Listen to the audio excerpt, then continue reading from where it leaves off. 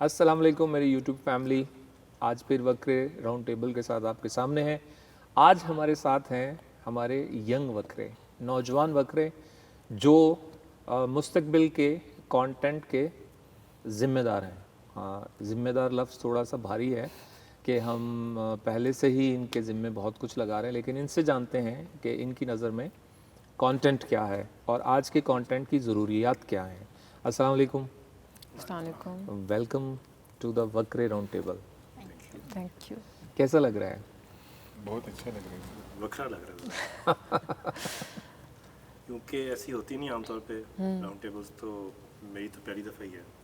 मेरी भी। अच्छा एक्सपीरियंस है। अच्छा, अब हमारा एक्सपीरियंस तो जो है ये गुफ्तगू जब ख़त्म होगी तो पता चलेगा, लेकिन ये पहला सवाल मेरा आप सब लोगों से ये है कि क्यों आप राइटर क्यों बनना चाहते हैं? क्या है मसला आप लोगों को कि ये राइटिंग प्रोफेशन जो है वो आपने अडाप्ट किया? मेरे ख्याल में 5 लोग हैं और 5 के मुख्तलिफ जवाब होंगे, 5 मुख्तलिफ जवाब मिलेंगे आप। मेरा जवाब ये है कि मैं शायद I am not much of a talker, या मैं उतना बोल नहीं सकती। मेरे लिए एक्सप्रेस करने का तरीका लिखने से ही है। तो कहना मैं बहुत कुछ चाहती हूँ, बैठ के बोल नहीं सकती, तो फिर मैं लिख के करती हूँ। जो भी, चाहे वो शिकायत है, चाहे वो कहानी है, चाहे वो कोई लतीफ़ा है, तो वो मेरे लिए राइटिंग एक तरह से, मतलब this is how I express my self. तो ये मेरी वजह है लिखने की। साइम, आपके पास इंटरेस्टिंग जवाब होगा। मेरे पास थोड़ा बानों से मिलता जुलता ही जवाब है, लेकिन मैं बोलता बहुत हूँ।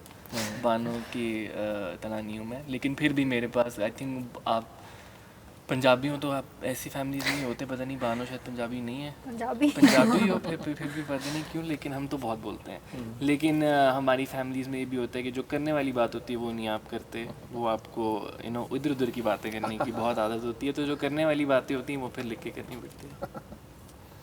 तो क्या समझते हैं आप लोग कि ये जो आप इसको प्रोफेशन के तौर पे ले रहे हैं, इसका पाकिस्तान में कोई स्कोप है? बड़ा मुश्किल काम है ऑनेस्टली।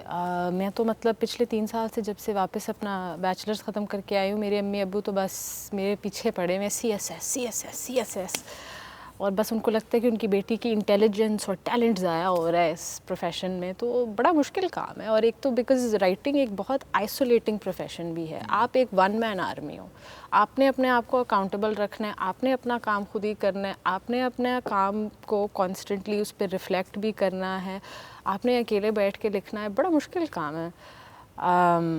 और हर किस्म के चैलेंजेस, खैर वो तो हर फील्ड में इनेविटेबल होते हैं, बट आई थिंक बिकॉज़ हमारी सोसाइटी में पर्टिकुलरली एक जो इम्प्रेशन शायद बन चुका है इस इंडस्ट्री का, वो तो मतलब specially as a women, specially as a girl trying to go into this field, हर कोई, एक तो हमारे मुल्क में सबको आदत है ना एडवाइस देने की कि तुम्हें ऐसे नहीं ऐसे करना चाहिए। तो वो मतलब मेरे लिए पिछले 3 साल में राइटिंग एज अ प्रोसेस से ज़्यादा चैलेंजिंग राइटिंग के रिएक्शंस और उससे डील करना रहा। एंड बिकॉज़ वो एक इतना आइसोलेटिंग प्रोफेशन है, तो वो आपको जो लोग कहते भी हैं वो आप ऑन योर ओन फेस करते हो, आप ऑन योर ओन उसको टैकल करते हो। आई मीन श्योर फ्रेंड्स की सपोर्ट होती है, बट ये है कि at the end of the day you are on yourself, you are by yourself lol. तो है मुश्किल, काफ़ी मुश्किल है, लेकिन ये है कि आई थिंक आर्टिस्ट्स वो लोग होते हैं जिनको एक चीज़ का बस एक दफ़ा पंगा पड़ जाए तो बैकआउट तो नहीं आप कर सकते। नहीं, आर्टिस्ट को अपना आप एक्सप्लोर करने में भी वक्त लगता है। बिल्कुल। हमारी सोसाइटी जिस तरह से है वो शायद गाइडेंस भी नहीं देती इस तरह से कि क्या आपके अंदर ये पोटेंशियल है।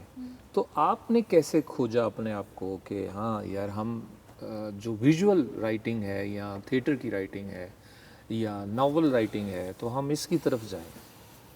सर मेरा तो बड़ा एक्सीडेंटल था। मुझे तो पता नहीं था कि मैं कभी ये कर सकता हूँ।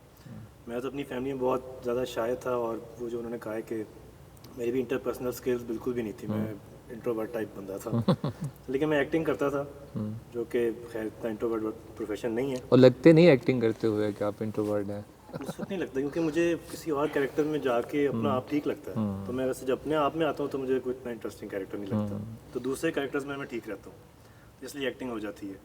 तो एक्टिंग के दौरान ही मैंने देखा कि स्क्रिप्ट आ रहे हैं, तो मुझे बहुत शौक था कि मेरे सीन्स नहीं भी हैं तो मैं पूरा स्क्रिप्ट पढ़ता था कि इसमें हो क्या रहा है, क्या प्लॉट क्या है, स्टोरी क्या है। तो मैंने रिवर्स इंजीनियरिंग करके फिर स्क्रिप्ट लिखना शुरू किया, और वो चूँकि मेरी तबीयत ज़रा इस तरह की थी कि खुद अपने आप में रहना और ज़रा इंट्रोवर्जन टाइप बचपन से ही, तो वो मेरे लिए बड़ा नेचुरल था राइटिंग। तो मेरा तो एक ज़रा अपने दिल की भड़ास निकाल लेता हूँ स्क्रिप्ट में। तो जो मुझे बातें दुनिया में समझ नहीं आ रही होती उनको मैं ज़रा फ़नी अंदाज में तोड़ मरोड़ के, तो वो ये तो मेरी अपने लिए है राइटिंग। मेरा ये इस बारे में कहना है कि 3 कहानियाँ हर बंदे के पास होती हैं।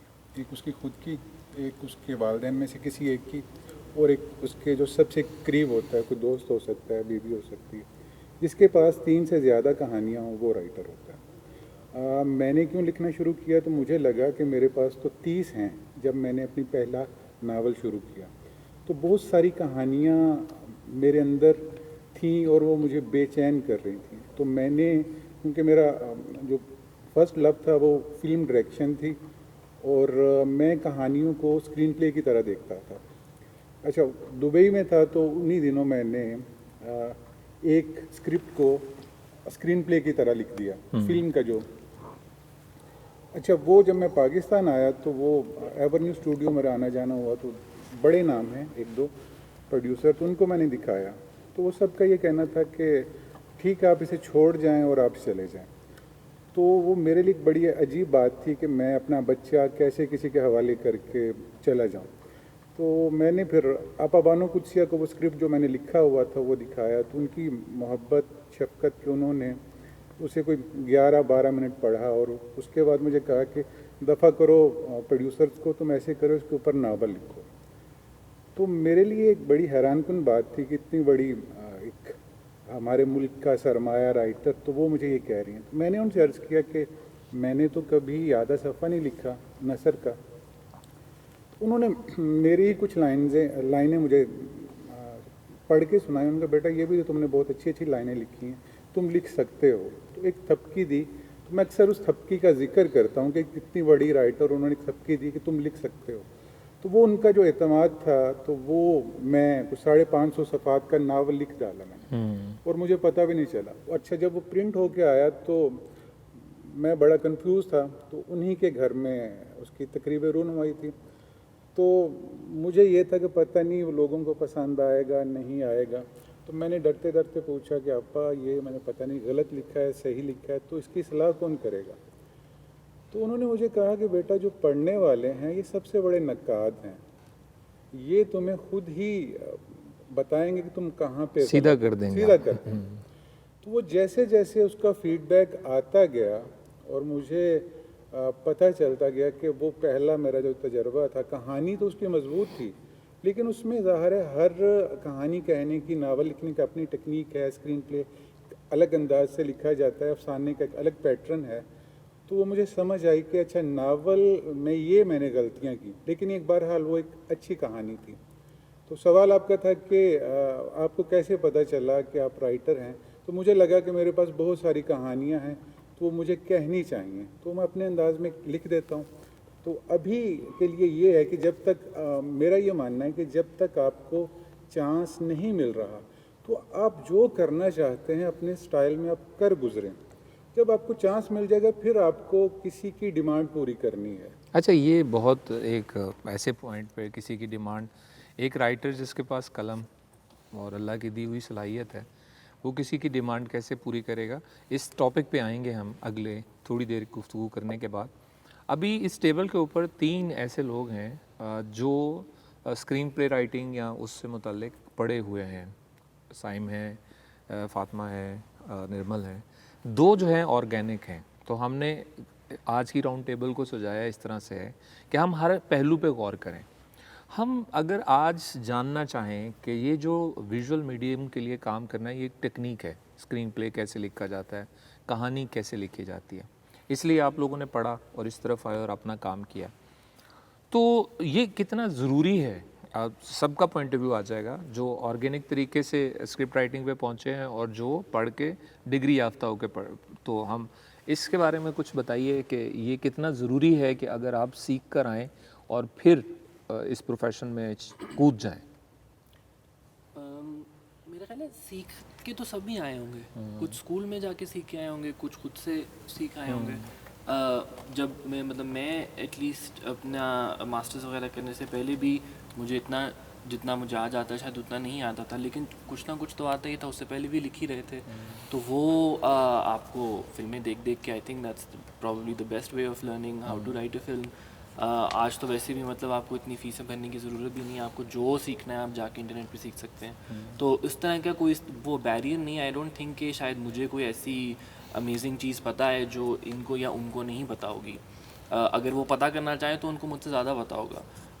लेकिन हाँ, अगर आपकी थोड़ी मिजाज इस तरह का हो कि आपको हो कि नहीं मैंने एक ऐसे इन्वायरमेंट में जाना है जहाँ पे मेरा थोड़ा सा एक्सपोजर बढ़े, जो कि मुश्किल है पाकिस्तान में मिलना, या चलो NCA चले गए या कहीं किसी भी और स्कूल में चले गए बाहर, तो आई थिंक इट मुझे एटलीस्ट मेरे पर्सनल एक्सपीरियंस में इट हेल्प अ लॉट।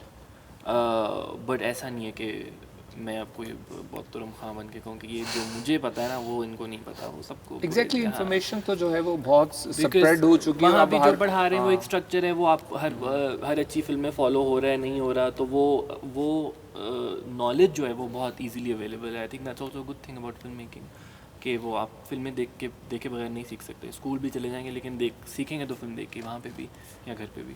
निर्मल, आपका पॉइंट ऑफ व्यू इस पे क्या है? मेरे ख्याल में अगर आप फॉर्मल फिल्म एजुकेशन की बात करें, उसके दोनों एडवांटेजेस डिसएडवांटेजेस होते हैं। एडवांटेज जाहिर बात है आपको एक प्लेटफॉर्म मिल जाता है, जैसा मेरे जैसे इंट्रोवर्ट बंदे के लिए इंडस्ट्री में मतलब to be able to write my first film, तो वो मेरे लिए एक NCA में उन लोगों से मिलना जो इस फील्ड में थे, वो NCA के थ्रू ही पॉसिबल हुआ।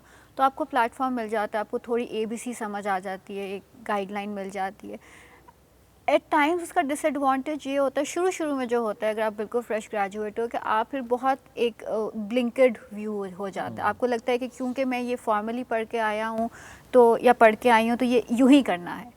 तो मुझे अब 4 साल हो गए ऑलमोस्ट ग्रेजुएट हुए, तो 4 साल अगर कॉलेज में है तो मुझे लगता है कि जो मैंने प्रैक्टिस करके सीखा है वो ज़्यादा है। जो आप अपनी गलतियाँ करके सीखते हो ना, इसलिए जब मैं कुछ नहीं भी कर रही होती ना तो मुझे ये एंजाइटी होती है कि अगर मैं नहीं कर रही इसका मतलब मैं गलती नहीं कर रही हूँ, मैं कुछ लर्न नहीं कर रही। तो वो बहुत ज़रूरी है प्रैक्टिकल। तो वो आपको एक तरह से देयर इज़ नो डाउट कि आपको एक बूस्ट मिल जाता है एक एजुकेशन से, पर eventually you have to make 10 bad films to make 1 good film. तो आई थिंक वो ज़रूरी है प्रैक्टिकल काम करना, वो चाहे आप कॉलेज जाएँ या ना जाएँ। वो उस पर आई थिंक इस असाइनमेंट का this is one good thing about film making कि इसमें वो वाली चीज़ ख़त्म हो जाती है कि आपको एक डिग्री लेकर आनी है अपने आप को प्रूव करने के लिए। आप डिग्री के बगैर भी आप कर सकते हो वो काम। लेकिन हमने जब प्राइवेट सेक्टर ज्वाइन किया तो अहमद आपसे सवाल है कि चूँकि डायरेक्टर की सारी जिम्मेदारी जो है वो उस वक्त टेलीविज़न प्रोडक्शन के ऊपर आ जाती थी, और हमारे पास उस वक्त इंस्टीट्यूशन भी नहीं थे जहाँ पे डिपार्टमेंट्स खुल चुके हैं और पढ़ाया जा रहा हो। तो हमारे पास एक्सपीरियंसेस, और यूट्यूब भी बहुत लेट था जब नए चैनल्स बने हैं, तो हमने भी अपनी गलतियों से ही सीखा। लेकिन अभी भी एक मसला जो आता है कि एक ऐसा पढ़ा लिखा बच्चा जिसको पता हो कि मैंने स्क्रीन प्ले कैसे लिखना है और मैंने स्क्रिप्ट कैसे तैयार करना है, उसकी निस्बत से जो आदमी ये नहीं टेक्निक नहीं जानता, तो उसमें डायरेक्टर की इनपुट आती है, तो राइटर को जो है ना वो होना शुरू हो जाता है कि शायद इसने मेरी स्पेस पे कब्ज़ा किया है या मेरे एरिया को अपने नाम किया है। और ये इश्यूज जो है ना वो आजकल हमें फेस करना पड़ते हैं राइटर्स के साथ। तो ऐसे राइटर के तौर पे जिनको टेक्निकली अभी पता नहीं था कि ये विजुलाइज कहानी कैसे हो सकती है, तो आपको क्या मुश्किलात सामने आई? अच्छा, मुझे थोड़ी सी शर्मिंदगी है कि मैंने पढ़ा नहीं ये चीज़, और मैं नीम हकीम खतरा not at all, not at all. देखिए, हमें शर्मिंदा इसलिए होने की ज़रूरत नहीं है। मैं आपकी बात काटने पे माजरत खा हूँ, मैं सिर्फ इस पॉइंट को इसलिए कह रहा हूँ कि देखिए कि हम जो नहीं जानते और जो जानते हैं, मैं हमेशा मिसाल देता हूँ, फीसागोरस ने ख़ुद अलजबरा नहीं पढ़ा था, उसने अलजबरा बनाया था और हमें मजबूर किया कि उसमें मार्क्स लेकर आए। तो कोई ना कोई क्रिएटर ऐसा होता है। तो अगर हम पढ़ जाएं, आज हमें मदद मिल रही है, हम सिर्फ टॉपिक ये डिस्कस करें। और जब आप नहीं उसके आपको चांस नहीं मिलता, उसके कोई रीज़न भी हो सकता है, आपका पोटेंशियल है, माँ बाप उसकी इजाज़त नहीं देते, आप ऐसे आते हैं, तो आपको क्या मुश्किलात आती हैं? वही मैं कहना चाह रहा था कि मैं चूँकि सारा उस ग्राइंड से नहीं गुजरा जो लोग पढ़े हुए हैं वो गुजरे हुए हैं, तो टेक्निकली कुछ मसले थे मेरे शुरू में, और मैंने सारी चीज़ें रिवर्स इंजीनियरिंग की थी और उस तरह की गाइडेंस नहीं थी जो अगर मैं पढ़ा होता तो मेरे पास होती। तो मुझे वैसे ही एक चीज़ फील होती है कि मुझे पढ़ना चाहिए था। वो खैर मैंने जो भी हालात थे मैंने कोशिश की थी, वो कुछ मसले हो गए, फिल्मी कहानी है वो। लेकिन ये कि उस पर फिल्म लिखिएगा। हाँ काफ़ी बोरिंग होगी वो, लेकिन लिख लूँगा मैं। अच्छा। तो मसले आप सही कह रहे हैं, मुझे भी कभी कभी बड़ा ईगो का मसला होता है कि यार मैंने ये चीज़ लिखी है और डायरेक्टर समझ नहीं रहा, या प्रोड्यूसर कह रहा है कि यार ये प्रॉप्स नहीं है, फ़लाँ चीज़ नहीं है, लोकेशन नहीं है। लेकिन मैंने ये चीज़ सीखी है कि मेरा ख्याल है कि राइटर की जॉब है कि अगर आपने काम करना है मेन स्ट्रीम में या कहीं भी, तो आपको डायरेक्टर और प्रोड्यूसर के साथ चलना होगा, क्योंकि उनके भी अपने पॉइंट ऑफ व्यूज़ है। तो एंड पे जो एक विजुअल निकल रहा है उसमें 2-3 लोगों के पॉइंट ऑफ व्यूज़ आ रहे होते हैं, तो राइटर को स्टक नहीं होना चाहिए कि अपनी थॉट कि मैं लिखा है तो ये इसी तरह ही होगा। तो मैंने देखा कई फिल्म मूवीज़ जो हैं वो खुद ही डायरेक्टर ने लिखी होती हैं खुद, क्योंकि वो उन दोनों राइटर डायरेक्टर एक ही होता है फिल्म्स का अक्सर ही, क्योंकि वो फिर पॉइंट ऑफ व्यू एक ही रहता है। और अगर राइटर डिफरेंट हो तो कभी कभी मसला होता है, उस तरह के पॉइंट ऑफ व्यूज़ मैच नहीं करते। तो मुझे जो मसला हुआ था वो यही था कि मैं टेक्निकली इतना शायद समझदार नहीं था, और मैंने रिवर्स इंजीनियरिंग से सीखा था सारा कुछ, तो मुझे टाइम लगा था, मैंने काफ़ी मिस्टेक्स की थी शुरू में। तो उस वक्त आपको स्नब भी तो किया जाता होगा, जो आगे से समझाता है तो वो थोड़ा सा रोक भी तो डालता है ना कि मैं जानता ज़्यादा हूँ तुमसे, किला है। हाँ, वो एक दफ़ा नहीं, बड़ी गालियाँ पड़ी थी मुझे लेकिन वो मुझे उस वक्त पता था कि मुझे ये चीज़ आती नहीं है, तो वो सीखने का प्रोसेस ही था। जिस तरह आपने कहा कि पहले जब फिल्म स्कूल इतने नहीं था यहाँ पर, तो तब वो उस्तादी शागिर्दी टाइप ही माहौल था कि जब सीनियर जो होते थे राइटर उनके पास आके बैठते थे, जूनियर थोड़ा सीखते थे, पढ़ते थे। तो मैंने तो पढ़ा नहीं इतना, लेकिन ये कि मैंने लकीली मेरा काम जल्दी शुरू हो गया स्क्रीन पे आना, तो वो मैं गलतियाँ कर कर के ही सीख रहा था, ख़ुद भी सीख रहा था और स्नब भी हुआ काफ़ी जगहों से। तो मेरा ज़रा डिफरेंट रास्ता है जो एज़ कम्पेयर टू वो लोग जिन्होंने पढ़ा है उनसे। लेकिन मुझे नहीं पता इवेंचुअली मैं वहीं पे हूँ या नहीं हूँ, लेकिन अभी भी सीख रहा हूँ, तो प्रोसेस चल रहा है। हाँ, वो तो हम सबका ही चलता रहेगा। आपसे शकील साहब मुझे जानना है ये कि हमने यंग राउंड टेबल पे आपको बिठा दिया है लेकिन शायद यहाँ पे आप उतने यंग नज़र ना आए स्क्रीन के ऊपर। यंग हमने आपको इस तरह से असेस किया है कि आप अभी टेलीविज़न और स्क्रीन पे राइटिंग के हवाले से यंग हैं और आप उसमें कदम रख रहे हैं। नॉवलिस्ट बनने के बाद जब हम इसमें आते हैं तो आपके सामने क्या मुश्किलात है, स्पेशली टीवी कंटेंट जब आपको लिखने के लिए दिया जाता है, उसमें क्या प्रॉब्लम्स आती हैं आपको कम्युनिकेट करने में? नहीं, मुझे कोई ज़्यादा मुश्किलात पेश नहीं आई। मेरी जो टीवी वन पे एक टेलीफिल्म चली थी, तो जो मैंने फर्स्ट ड्राफ्ट लिख के भेजा था वो ही बनी, और उसमें एक लफ्ज़ भी उन्होंने नहीं काटा। तो और उसमें मुझे किसी की गाइडलाइन नहीं थी कि आप ऐसे लिखें ऐसे, किसी ने मुझे डिक्टेट नहीं किया था कि आप ऐसे लिख के दें। वो एक अफसाना था और उसे मैंने स्क्रीन प्ले में डाला।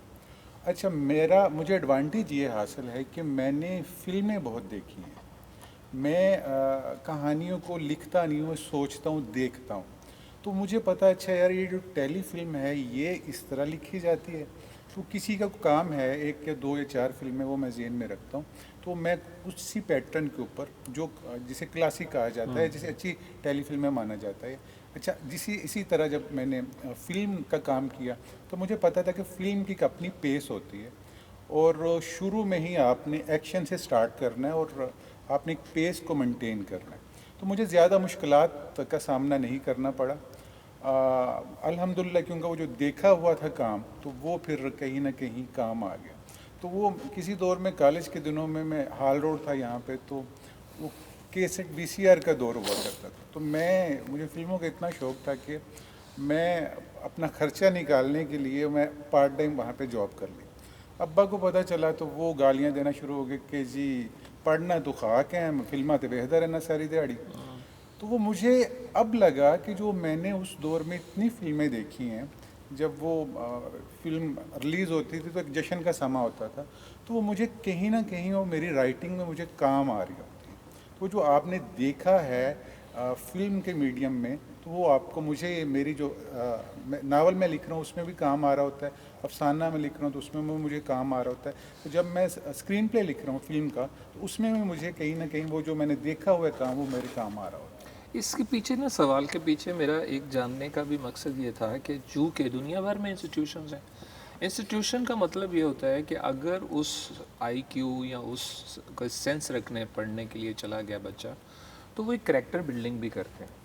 उस पर्सनैलिटी को अगर वो राइटर है तो उस तरह से सोचना, हार्मोनल चेंजेस पैदा हो जाती हैं इंसान के अंदर। वैसे जो भी राइटर उस सतह तक पहुंचता है जिनका सफ़र है शायद, तो वो वक्त थोड़ा ज़्यादा लग जाता है।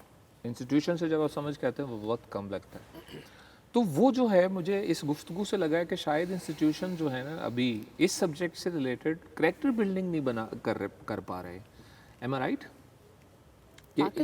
पाकिस्तान में स्पेशली, जो बाहर भी हैं वहाँ से, जैसे मैं हमेशा मिसाल देता हूँ कि न्यूयॉर्क फिल्म एकेडमी के अगर देखें जाके कि कितने लोगों ने कंट्रीब्यूट किया हॉलीवुड में जाकर, तो आपको 2-3 नाम जो है वो मेन मिलते हैं, अदरवाइज़ वो उस तरह से उस जगह का हिस्सा नहीं बन सके।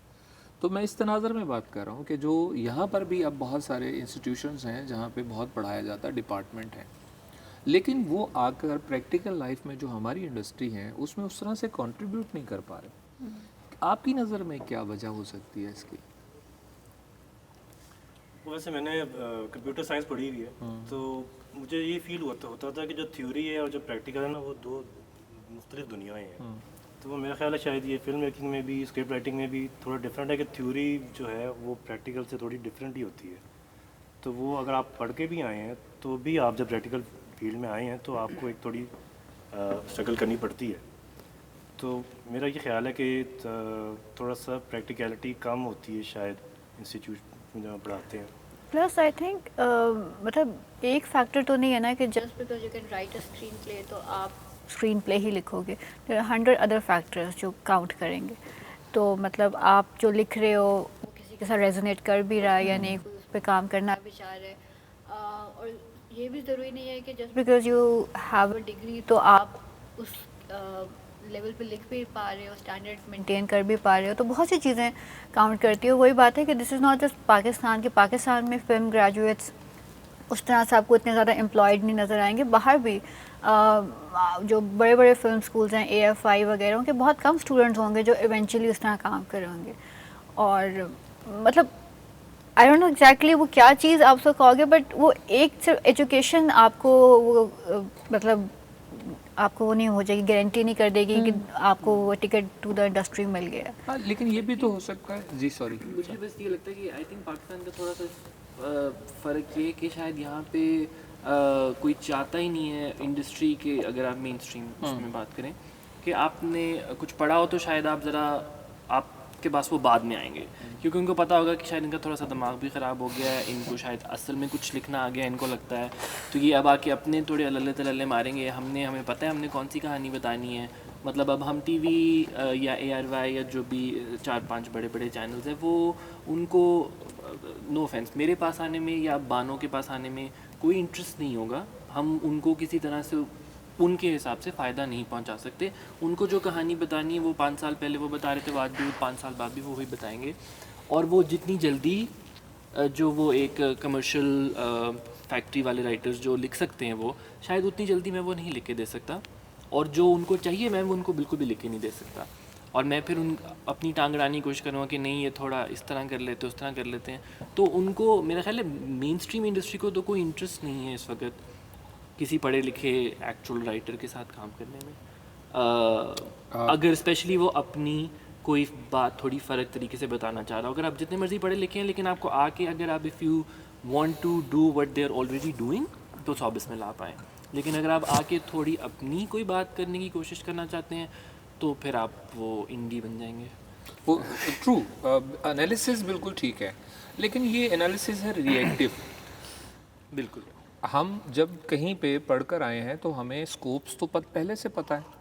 हमारे पाकिस्तान के अंदर अल्टीमेटली इस वक्त तक तो जो इंडस्ट्री एग्जिस्ट कर रही थी या है वो टेलीविज़न है।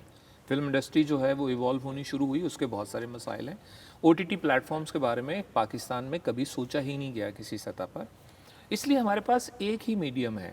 तो फिर ये सवाल उठता है कि ये तो ज़रूर साइमा आपने सोचा होगा कि अगर वो ऐसा करते हैं तो वो क्यों करते हैं, और अगर प्रोफेशनली आपने इंडल्ज होना है उनके साथ तो आपने कोई रास्ता देखना है कि मैं कितनी उनकी मानूं और किस तरह से मैं अपनी बात को कह पाऊं। और ये हर प्रोफेशनल के सामने ज़िंदगी में आगे बढ़ने के लिए ये ब्लॉकेज होते हैं। तो वो अगर आप असेस कर पाए हों कि जो हमारे TV चैनल्स के कंटेंट डिपार्टमेंट्स हैं वो आप लोगों के साथ, यूथ के साथ, यंग आइडियाज़ के साथ काम करने के लिए तैयार नहीं होते, वन ऑफ रीज़न ये, तो और क्या हो सकता है कि उनको तब्दील किया जा सके, उनको बताया जा सके कि हमारे साथ काम करें?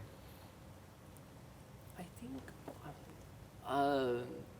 मेरा ये मानना है कि ये ज़रूरी नहीं है कि सारे आपस में मिलके हर कोई हर किसी के साथ काम नहीं कर सकता। आई थिंक एक क्राफ्ट भी है इसके, हमारी इंडस्ट्री का पार्ट जो काम हम करते हैं, और एक आर्ट भी है।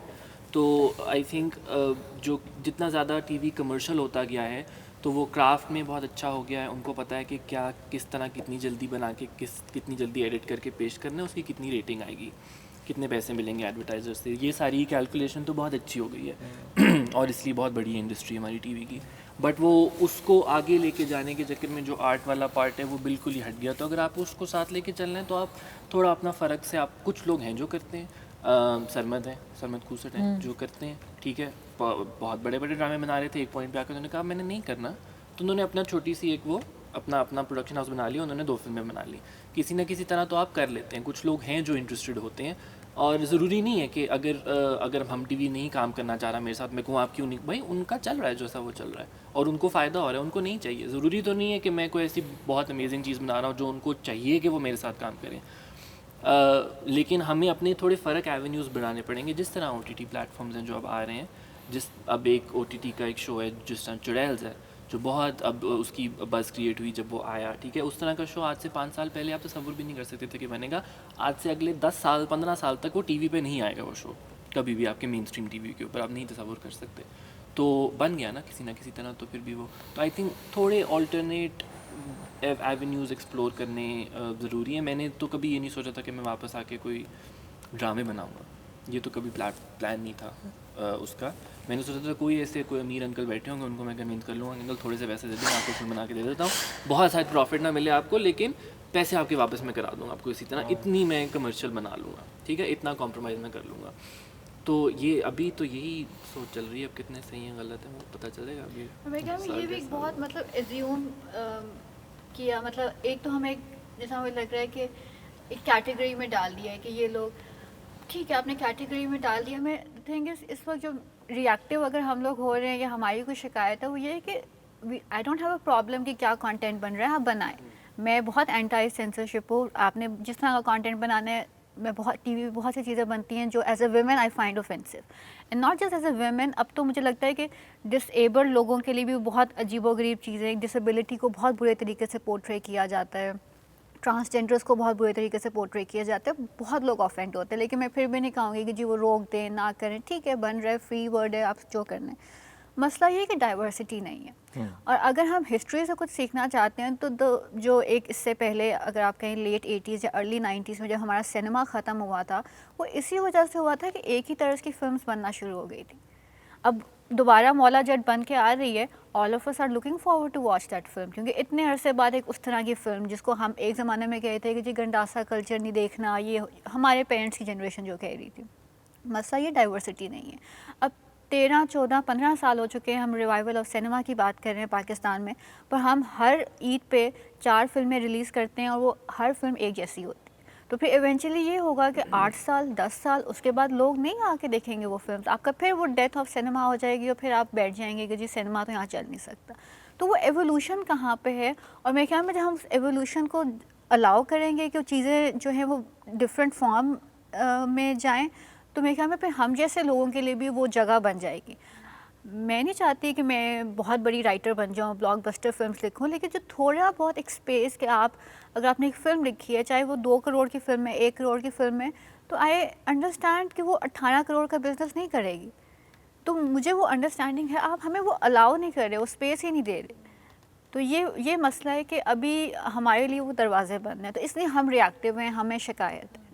हमें उनके काम से कोई एतराज़ नहीं है, वो सो बिस्मिल्लाह जो करना चाहते हैं कर रहे हैं, हम देख रहे हैं, वो चल रहे हैं ना, अंडरस्टैंड, क्योंकि TRPs हैं, रेटिंग्स हैं, वो चल रही हैं। ये बात सुनकर ना, सॉरी कंटिन्यू करते हैं, एक कॉम्प्लीमेंट दे दूं, निर्मल बोला करें आप।